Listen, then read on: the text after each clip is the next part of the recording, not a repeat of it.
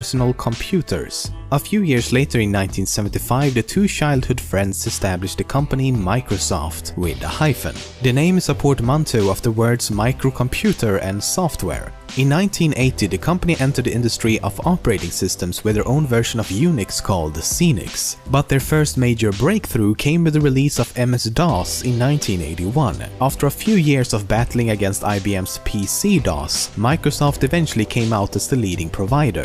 At this point, most operating systems looked like this: a black screen where you could execute commands and in return would receive some nice text. Absolutely fantastic for its time, no doubt, but not very interesting to the average person. So in 1985, Microsoft released a graphical extension to MS-DOS. Bill Gates almost named it Interface Manager, but the head of marketing convinced him of naming it Windows instead. At first, Windows was not that popular and rival company Apple took the lead. But this would soon change. Windows 3.0 became the first widely successful version of Windows and a strong competitor to Apple's Mac OS. In 1990, Microsoft introduced the now widely successful Microsoft Office with software like Word and Excel. Windows 95 became a huge success for the company and introduced features like the Start menu and Internet Explorer. From here on out, Windows would continue to completely dominate the market, and as such, Microsoft was often accused of monopolization. At the start of the new millennium, Microsoft entered the video game console market with the Xbox to compete against Sony and Nintendo. While the Xbox could not really keep up with the PlayStation 2, it was nonetheless a success, selling millions of units.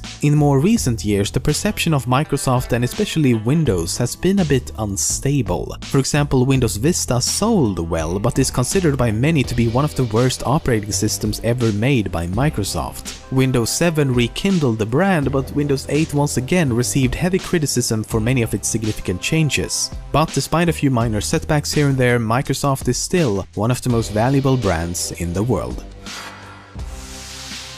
Since 2012, Microsoft has undergone a major rebranding to coincide with the release of Windows 8. One major change was made to the logo of the company. For the first time, a version of the famous Windows logo was included in the official Microsoft logo. But the four tiles are more than just an icon for Windows. Each tile are supposed to stand for Windows, Office, Xbox and Bing. And the logo isn't exactly new either, as it has been used before, for example in this Windows 95 commercial.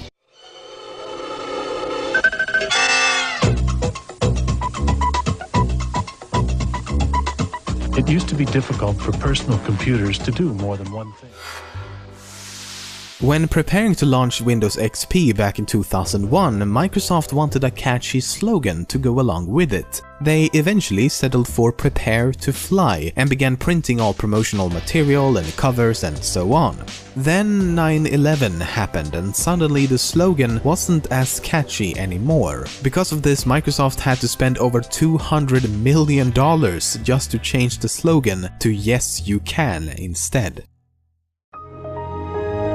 Yes, you can! Around the mid to late 1990s, Internet Explorer quickly became the standard browser all across the globe, since it came bundled with the operating system. And by 2002 it reached its peak of a staggering 95% market share. Then something happened. New browsers like Opera and Firefox slowly began eating away at Microsoft's browser monopoly. This got Microsoft a bit worried, so to counteract this decline, they employed some pretty foul tactics. For example, in 2001, it was revealed that Microsoft had purposely made MSN.com either inaccessible or incorrectly displayed on the Opera browser. This was so that Opera users would hopefully switch over to Internet Explorer instead. While Microsoft has never responded to the accusations, Opera Software retaliated by releasing a so-called Bork edition of Opera 7. This special version would only display MSN.com using the incomprehensible language made famous by the Swedish chef from The Muppet Show.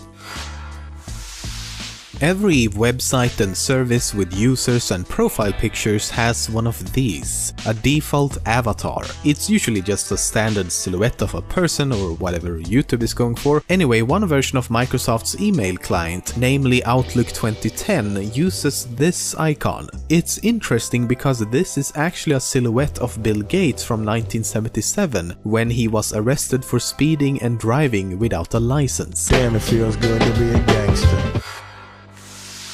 When Microsoft introduced the first version of Windows Update shortly after the release of Windows 98, they named the software Critical Update Notification Tool. However, they soon had to change this to Critical Update Notification Utility, given the unfortunate acronym created by the former.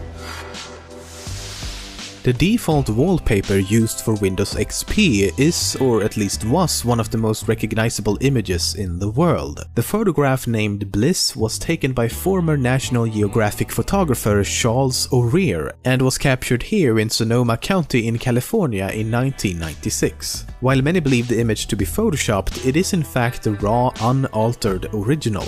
After he'd taken the photo, he put it up for sale on the stock image site Corbis, and Corbis is in fact owned by Bill Gates himself. So around 2000, Microsoft contacted O'Rear and wanted to buy all the rights to the image. And while the exact amount has never been disclosed, it's been said to be one of the largest payments ever made for a single photograph. If you were to visit the site today, however, you would most likely not recognize it, as the green hill is now covered with grapevines.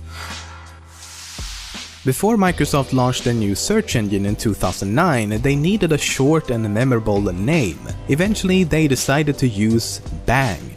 But they had to rethink this decision rather quickly, as it didn't work as well when used as a verb, as in, let me just bang that real quick.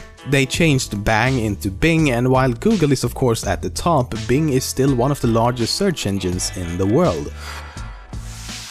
Large corporations like Microsoft are known to take copyright and trademark infringement very seriously. Sometimes, however, they seem to take it a bit too seriously. Back in 2004, a teenager named Mike Rowe registered the domain mikerowesoft.com. So phonetically, when said out loud, it almost sounds like you're saying Microsoft. Only based on this, Microsoft decided to take legal action against Mike Rowe, and the whole thing received worldwide media attention. The website itself had nothing to do with Microsoft or any of their products, as he used it to run his own part-time web design business. But eventually an agreement was reached with Mike Rowe granting ownership of the domain to Microsoft in exchange for various Microsoft products, including an Xbox.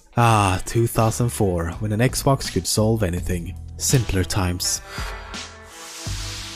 Back when Windows made its debut, things were simple. The first release, named Windows 1.01, was indeed version 1.01. Makes sense. And it continued to make sense for quite a while. The name and actual version of the software matched each other. Then they started using names like Windows 95, 98, NT, ME, 2000 XP and Vista, and things got a bit more confusing. Windows Vista is actually version 6.0, Windows 7 is 6.1, Windows 8 is 6.2, and 8.1 is 6.3. Now the logical thing would be to expect the next release to be named Windows 9 with a version number of 6.4, but instead they announced this. Windows 10? Why skip the 9? Microsoft's official explanation is that this new release of Windows will, from here on out, be Windows. In other words, each new update will just have a new version number and not a new name. Another possibility, though, is that the name Windows 9 could cause issues for some legacy applications. Thousands of programs could be using code like this to check what version of Windows it's running on. Basically, it's checking if the name includes a 9, and if it does, it means it's either Windows 95 or 98. But if Windows 9 was introduced, it would completely disrupt this system and potentially cause some major issues. Then again, Microsoft isn't exactly the most consistent when it comes to naming stuff. This video is part of a collaboration with All Time Tens. They made a video about Google over on their channel, and if you want to, you can click the annotation to check